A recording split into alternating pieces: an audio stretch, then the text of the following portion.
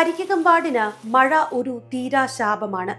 ചാരമൂട് സ്ഥലവാസികൾക്കും സമാനമായ സാഹചര്യം. 35 പേരടങ്ങുന്ന 6ഓളം കുടുംബങ്ങളെ കരിക്കകത്തിന് സമീപത്തുള്ള ഗവൺമെന്റ് കാര്യാലയമായ സമേതിയിലും അംഗനവാടിയിലുമായിട്ടാണ് പാർപ്പിച്ചിരിക്കുന്നത്. ഞങ്ങൾക്ക് ഇത് കൂട്ടി ഞങ്ങൾക്ക് വെള്ളം കെട്ട് ഞങ്ങളെ ഇതോടി ഞങ്ങൾക്ക് പിറക്കി കെട്ടി ക്യാമ്പിലൊന്നും പോകാനൊന്നും വയ്യ. കഴിഞ്ഞ ക്യാമ്പിന് പോയി അസുഖം പിടിച്ച് ഇതുവരെ ആ അസുഖം മാറിയിട്ടില്ല. അതും ഞങ്ങൾക്ക് മരുന്ന് അന്നും ഇന്നും ആശുപത്രിയെന്നും പറഞ്ഞ് നടക്കണം. അതുകൊണ്ട് ഞങ്ങൾക്ക് ഇനി ആശുപത്രിയിലൊന്നും കയറാനോ വെള്ളത്തിൽ കിടക്കാനോ പറ്റില്ല. അതിനെന്തെങ്കിലും ഒരു സംവിധാനം ചെയ്യണം.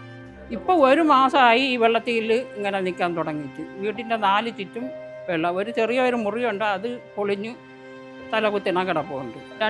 കഴിഞ്ഞ പ്രാവശ്യം വെള്ളം കയറിയപ്പോഴും ഈ പ്രാവശ്യം വെള്ളം കയറിയപ്പോഴും. പിന്നെ രണ്ടാമത്തെ അനിയത്തിയുടെ വീടാണെങ്കിൽ മൊത്തം വീട്ടിനകം അത്രയും വെള്ളം.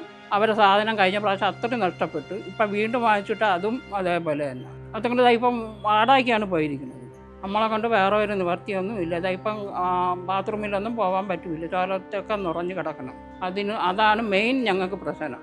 അതൊക്കെ എന്തെങ്കിലും സംവിധാനം ചെയ്ത് തന്നേ പറ്റുള്ളൂ. അവിടെ നമ്മൾ ആദ്യം കടകംപള്ളിയുടെ വീട്ടിൽ പോയി ഇത് പരാതി പറഞ്ഞപ്പോഴാണ് അവർ എയർപോർട്ടിൽ നിന്ന് ഒരു വണ്ടി ഇത് കൊണ്ടുവന്ന് വെള്ളം അടിച്ചത്. അത് അടിച്ചപ്പം കുറേ വെള്ളം കുറഞ്ഞു. വീണ്ടും അത് കഴിഞ്ഞ് അടുത്ത മഴ പെയ്തപ്പം വീണ്ടും അതിൻ്റെ 70 വെള്ളം. പിന്നെ അതിന് ശേഷം ഇപ്പം കഴിഞ്ഞ ആഴ്ചയിൽ വെള്ളം പൊങ്ങി ഇതുപോലെ പരാതികൾ വന്നപ്പോൾ എല്ലാ ആൾക്കാരും വന്നു. അപ്പോൾ ഇവിടെ ഈ പ്രദേശത്ത് വെള്ളക്കെട്ട് രൂപം കൊണ്ടിട്ട് ഏതാണ്ട് 2.5 വർഷം മാത്രമേ ആയുള്ളൂ. അതിനു മുമ്പ് വരെ വെള്ളക്കെട്ട് ഇല്ലാത്തൊരു പ്രദേശമായിരുന്നു. അപ്പോൾ ഈ 2.5 വർഷത്തിനിടയിൽ 2 പ്രാവശ്യം ഇതുപോലെ ഇങ്ങനെ വെള്ളം നിറയുന്ന സാഹചര്യം ഉണ്ടായി. ഇപ്രാവശ്യം വെള്ളം ഇതുപോലെ കയറും എന്ന് കണ്ടുകൊണ്ട് തന്നെ നേരത്തെ അതിൻ്റെ പ്രവർത്തനങ്ങൾ ആരംഭിച്ചിരുന്നു.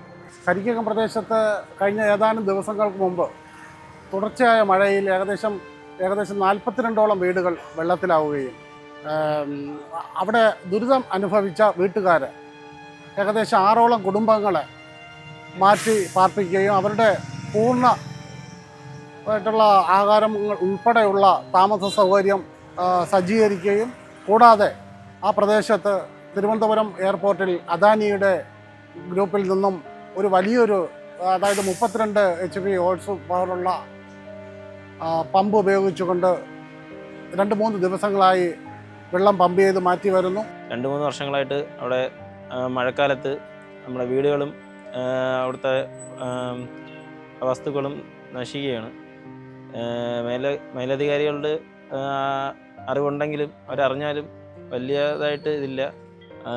ഏകദേശം ഒരു 400 മീറ്ററോളം അവിടെ ഇപ്പം വെള്ളപ്പൊക്കത്തിലാണ്. ഇനിയിപ്പം മഴക്കാലം തുടങ്ങിയതേ ഉള്ളൂ. ഇനി അങ്ങോട്ട് എങ്ങനെയാണെന്ന് നമുക്ക് പറയാൻ കഴിയില്ല. ഇപ്പോൾ ഒന്ന് കുറഞ്ഞ് നിൽക്കുന്നു. ഇനി അങ്ങോട്ട് പോകുമ്പോൾ ഇതേ സ്ഥിതിയാണെങ്കിൽ നമുക്ക് എപ്പോഴും ക്യാമ്പിലും ഇതിലൊന്നും പോയി താമസിക്കാനായിട്ടുള്ള പറ്റത്തില്ല.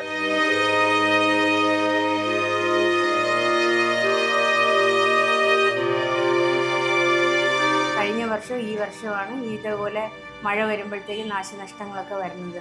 കഴിഞ്ഞ വർഷമാണെങ്കിൽ വീട്ടിലെ സാധനങ്ങളെല്ലാം നഷ്ടമായി. ഗൃഹോപകരണങ്ങളും കുട്ടികളുടെ പാഠപുസ്തകങ്ങളും എല്ലാം നഷ്ടമായിട്ടുണ്ട്. അത് കഴിഞ്ഞ് ഈ വർഷവും അതുപോലെ തന്നെയാണ് ഞങ്ങൾക്ക് സംഭവിച്ചിരിക്കുന്നത്. ഈ അർദ്ധരാത്രിയായിരുന്നു ഈ വെള്ളം ഇങ്ങനെ വരെ. നമ്മളെന്ത് ചെയ്യും? അപ്പം തന്നെ കുട്ടികളുടെ കാര്യവും വിഷമം. ഈ തോരാമഴ ഇവിടെ തീരുന്നില്ല. അടുത്ത ഒരു മഴക്കാലവും വരും. അവർക്ക് വരും വർഷങ്ങളിൽ സ്വന്തം വീടുകളിൽ താമസിക്കാൻ കഴിയണമെന്നുള്ള ഒറ്റ അപേക്ഷ മാത്രമേ ഉള്ളൂ.